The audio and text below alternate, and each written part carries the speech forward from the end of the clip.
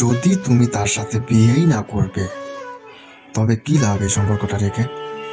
এখন হতেই পারে তোমাদের আমার কথাগুলো খারাপ লাগতেই পারে, খারাপ লাগবে, গায়ে লাগবে, কিন্তু একটু সময় থেমে আমার কথাগুলো শুনে যাও। হয়তো তুমি সেটা বুঝতে পারবে যেটা তুমি কখনো বুঝতে চেষ্টাই করনি। ধরো যদি তোমার মনে করো যে তোমাদের একসাথে থাকার বা একসাথে কোনো ফিউচার নেই, বা ভবিষ্যতে তোমরা কখনো একে অপরকে বিয়ে করতে পারবা না, বা হয়তো তুমি তাকে বিয়েই করতে চাও না, শুধু তুমি তার সাথে টাইম পাসই করছো, তবে আমি বলবো এই সম্পর্কটা এখানেই শেষ করে দাও। এখনই এখানেই শেষ করে দাও সম্পর্কটা। কারণ তুমি যতটা সময়, যতটা মুহূর্ত, যতটা দিন তুমি ওই মানুষটার সাথে থাকবে,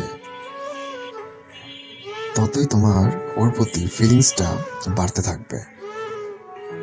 দুজনেরই আশা, আকাঙ্ক্ষা, চাহিদা সবকিছুই বাড়তে থাকবে, যেটা তুমি হাজারো চেষ্টা করেও কমাতে পারবে না। আর ধরো ভবিষ্যতে যখন তুমি ভাববে ভবিষ্যতে মুভ অন করার, আর সেই সময়টাতেই একটা সময় গিয়ে তোমার ওই স্মৃতিগুলো তোমাকে একটা সময় অনেকটা কষ্ট দিবে, সেই স্মৃতিগুলো। তাই যদি তোমার মনে হয় যে তুমি তার সাথে জীবনটা কাটাতে চাও না, যদি তোমার মনে হয় যে তার সাথে জীবনটা তুমি কাটাতে পারবে না,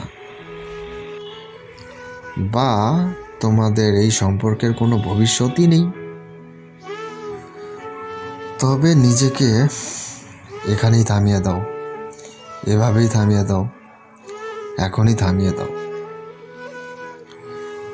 এই আজকের এই খুশির জন্য, আজকের এই কয়েকটা দিনের মুহূর্তর খুশির জন্য নিজেকে কষ্ট দিও না, আর আরেকজনকেও কষ্ট দিও না।